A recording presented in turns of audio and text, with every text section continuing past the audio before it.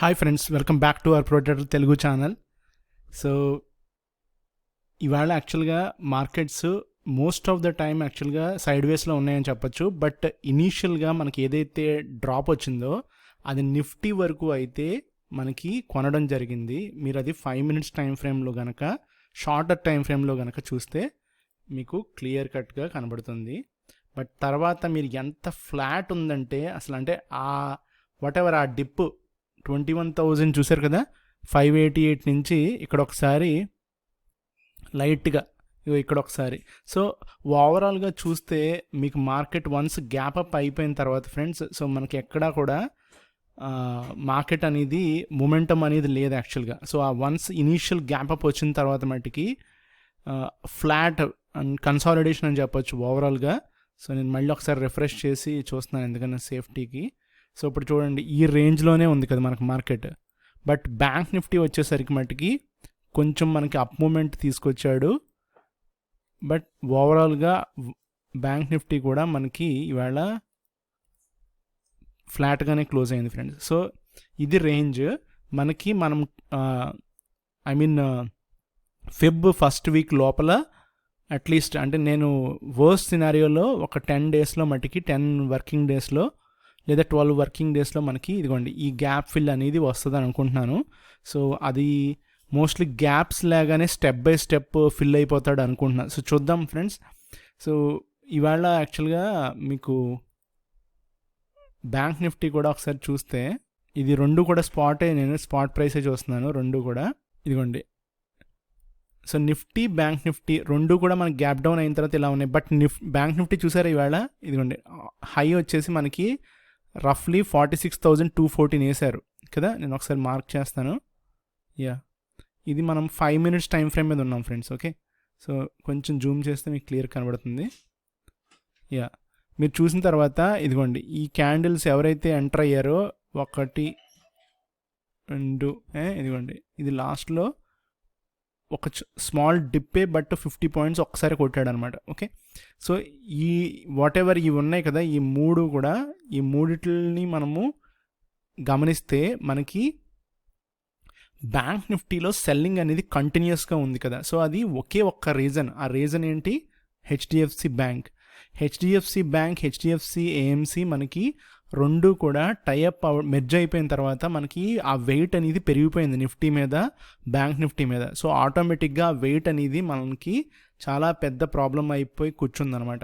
So నేను దానికి సెపరేట్గా ఇంకొక వీడియో చేస్తాను ఫ్రెండ్స్. మోస్ట్లీ ఇంకొక వీడియో వెరీ సూన్ అనమాట. అంటే ఇది అయిన తర్వాత లేకపోతే రేపు కానీ వెంటనే అప్లోడ్ చేస్తాను. అది షేర్ చేయాల్సిన అవసరం ఉంది యాక్చువల్గా. అండ్ బ్యాంక్ నిఫ్టీ వచ్చేసరికి బై ద వే రేపు మార్నింగ్ మనకి 2 sessions ఉన్నాయి ఫ్రెండ్స్. సో రేపు మార్నింగ్ వచ్చేసి మనకి 2 sessions ఉన్నాయి. అవి ఏంటంటే, ఒకటి 9:15 AM ఓకే టు 10 అనమాట. ఓకే, సో 10 AMకి ఇది ఫస్ట్ సెషన్. దీనికి ప్రీ ఓపెన్ మోస్ట్లీ నాకు తెలిసినంత వరకు సేమ్ ఉంటుంది. మనకి ఎలా ఉందో ఇప్పుడు ప్రజెంట్ 9 to 9:15 ఉంటుంది.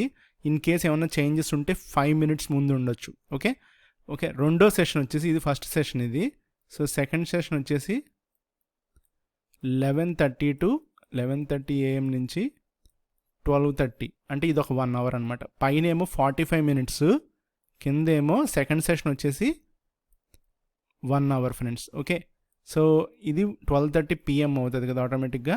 సో గుర్తుపెట్టుకోండి, 2 sessions ఉన్నాయి రేపు మనకి. ఈ రెండు కూడా మనకి డిజాస్టర్ మేనేజ్మెంట్ కోసం ఎన్ఎస్సి ఎక్స్చేంజ్ వాళ్ళు, బిఎస్సి ఎక్స్చేంజ్ వాళ్ళు ఇద్దరు కూడా ఆర్గనైజ్ చేస్తున్నారు అనమాట. ఎప్పుడన్నా ఏదన్నా ప్రాబ్లం అయితే వాళ్ళు ఎలా రన్ చేయొచ్చు అనేది, వాళ్ళు సర్వర్ మేనేజ్మెంట్ అవ్వచ్చు, లేకపోతే ఆర్డర్ మేనేజ్మెంట్ అవ్వచ్చు, వాట్ నాట్ అన్నీ. సో టెక్నికల్గా మాట్లాడుకుంటే చాలా ఉంటాయి, వాట్ ఎవర్. సో ఈ 2 sessionsని మనము రేపు జాగ్రత్తగా గమనించవచ్చు. ఇంకొకటి ఏంటంటే, రేపు మొత్తం అన్ని స్టాక్స్ కూడా 5% సర్క్యూట్ అనమాట.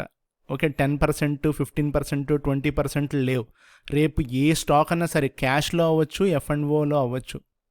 ఓకే ఫ్రెండ్స్, సో క్యాష్ కావచ్చు లేదా F&O కూడా. Okay friends.